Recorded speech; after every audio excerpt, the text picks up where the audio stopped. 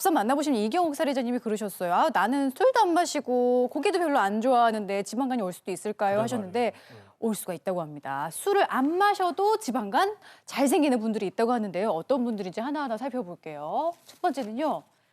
배는 볼록 나오는데 종아리와 허벅지가 날씬한 사람. 근육이 왜 없다는 일명 얘기네요. 거미형 체형이라고 그러죠. 네네네.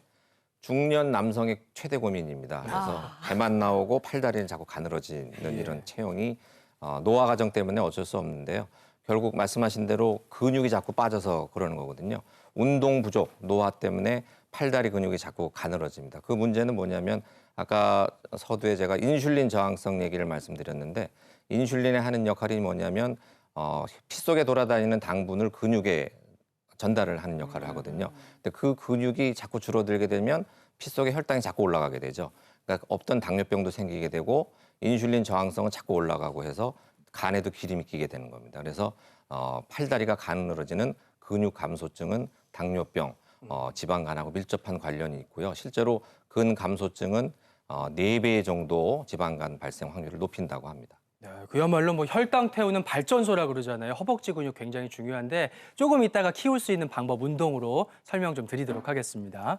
자, 그다음 이런 분들 조심하세요. 혈당과 중성지방 수치가 높은 사람. 왜 그런 걸까요, 동 교수님? 예, 아까도 말씀드린 것처럼 지방간이 혼자 다니질 않다고 그랬잖아요. 그게 왜냐하면 혈당이 높거나 중성지방이 올라가거나 비만 혹은 당뇨로 진행되는 그 이치, 그 이유는 한 가지 기전으로 설명을 할 수 있습니다.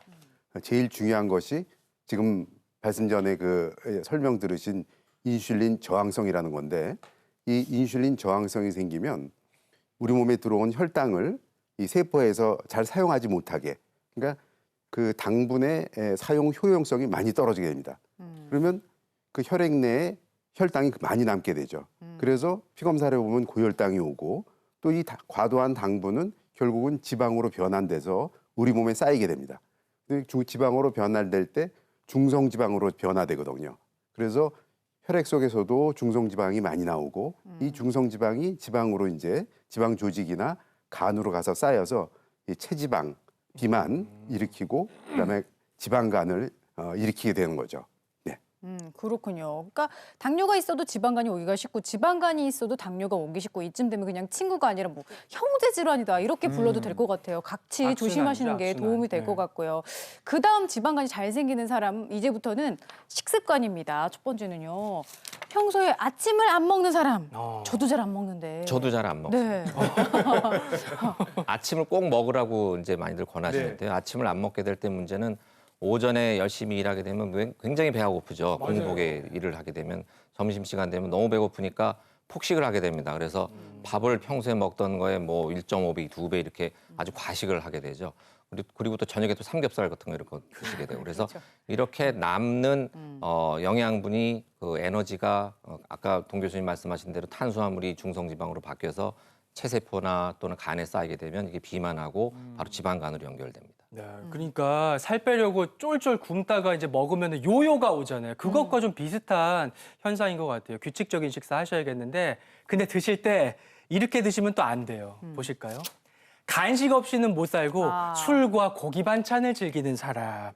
이 사람도 굉장히 위험한 사람들이죠, 동 교수님? 예, 그렇습니다. 이게 정기적인 식사 외에 이게 주전부리하는 그 간식이 생각보다 칼로리가 많기 때문에 우리가 과도한 칼로리는 곧 이제 지방간 그리고 이런 살찌는 쪽으로 진행을 하게 됩니다.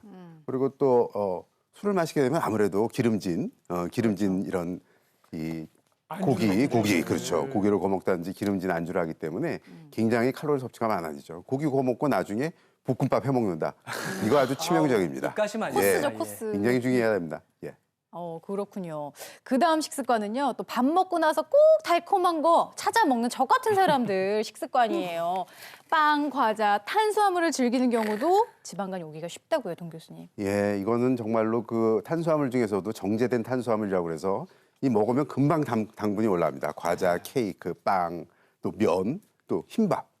그래서 우리가 금세 혈당을 올릴 수가 있기 때문에 이 혈당이 올라가면 곧 지방 변환이 온다는 거죠. 그래서 더욱더 주의해야 되는 식품입니다. 네. 근데 이제 지금까지 살펴본 이런 식습관, 생활 습관은 남녀노소 누구나 조심해야 되는 거잖아요. 근데 마지막 거는 우리 어머님들께서 눈을 좀 크게 뜨시고 보실 필요가 있어요. 여성 호르몬이 줄어드는 폐경기가 되면 지방간 위험이 올라간다. 지방간하고 호르몬 무슨 관련이 있을까요? 네. 날씬하던 여성분들이 어느 순간 체중이 늘고 지방간이 생겨서 깜짝 놀라는 분들이 꽤 많은데요. 그게 바로 여성 호르몬 에스트로겐이 분비가 줄어들게 되는데요. 에스트로겐이 바로 콜레스테롤이 원료가 돼서 만들어내는 거거든요.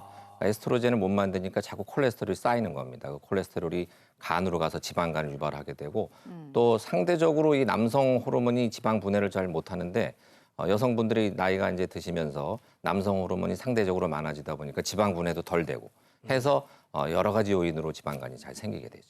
중년 이후에요. 뭐 보통 사실 간 검사 같은 경우에는요. 왜 남성분들이 중년이니까 뭐 일도 열심히 하고 막 그러잖아요. 근데 오늘부터 제 아내도 챙겨야 될 것 같은데 아까 보니까 간 검사, 특히 지방간 검사는 한 어느 정도에 한 번씩 하고 좀 어떻게 하면 좋을까요? 네. 요새 뭐 건강검진들 많이 받으시는데요. 건강검진에 기본적으로 복부 초음파, 간 초음파가 들어 있고요. 그게 지방간 진단하는데 가장 중요하고 혈액검사로 간 수치라든지 간 기능 검사를 보조적으로 1년에 한 번 정도씩 받으시면 되고 술을 너무 많이 드신다든지 기존에 간 질환이 있는 분들은 좀 더 자주 받으시면 되겠습니다. 네, 네, 동 교수님. 물론 이제 병원에 가서 초음파도 하고 혈액 검사를 보는 게 굉장히 정확한 검사를 받는 거죠.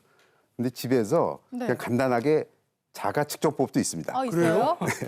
예, 한번 해볼까요? 예, 우리가 아까 뭘까요? 말씀드린 것처럼 이 비만이 지방간과 관련이 되기 때문에 비만도를 보는 거죠. 예. 간단하게. 자기 그 배꼽이 있으면 배꼽이 배꼽 옆에 예, 예. 한 2cm쯤 지나서 그쪽에 여기, 요 그 정도? 뱃살을 뭐 예, 잡히는데요? 여기를. 예, 뱃살입니다. 그게. 예. 뱃살을 잡아가지고 아야야. 그 뱃살이 예. 2cm까지는 정상으로 보는데 예. 그게 일단 3cm 정도 넘는다. 그러면 이제 내장 비만, 그러니까 복부 비만이 왔다 이렇게 보고요. 아. 그게 이제 4cm를 넘으면 그때는 비만과 함께 좀 심각한 지방간이 있다 이렇게 생각을 하셔야 될 것 같습니다. 그러면 바로 병원 좀 가보셔야겠죠. 그 점검을 받으러. 제가 지금 잡아 보니까 한 1.9cm 되는 것 같아요. 잡힐 게 있어요? 아직 0.1 남았습니다. 예. 근데 좀 뭐가 두둑하게 잡힌다 하면은 한 예. 번쯤 검사를 받아보시는 게 더 큰 도움이 될 것 같고요. 그러니까요. 예. 근데 우리가 건강검진표를 막상 받아봐도 이 숫자가 무슨 의미인지 이 영어가 무슨 의미인지 잘 모르겠어요. 맞아요. 어떻게 해야 간 수치를 좀 읽어낼 수 있을지 부탁드릴게요. 네, 화면 보면서 말씀드리겠습니다. 건강검진 하시다 보면 항목이 굉장히 많은데요. 중점적으로 보실 부분은 저 빨간색 테두리 해놓은 부분이고요. 다른 화면에 자세히 나와 있을 겁니다. 예, 보시는 것처럼 세 가지 간 관련 효소라고 하는데요. AST, ALT, 또 감마지T라고 하는 세 개입니다. 주로 이제 간 질환을 진단할 때 그 수치들이 올라가는데 일부 운동 많이 하시는 분들은 네. 헬스하고 운동 많이 하시는 분들은 AST라는 효소는 근육에서도 나온 효소이기 때문에 간과 상관없이 그 효소가 올라갈 수도 있다는 점 유의하셔야 되고요. 예. 저 효소들은 간 손상, 간의 염증, 또 지방간, 또 담도 손상 이런 것들을 이제 반영한다고 볼 수 있겠습니다. 네.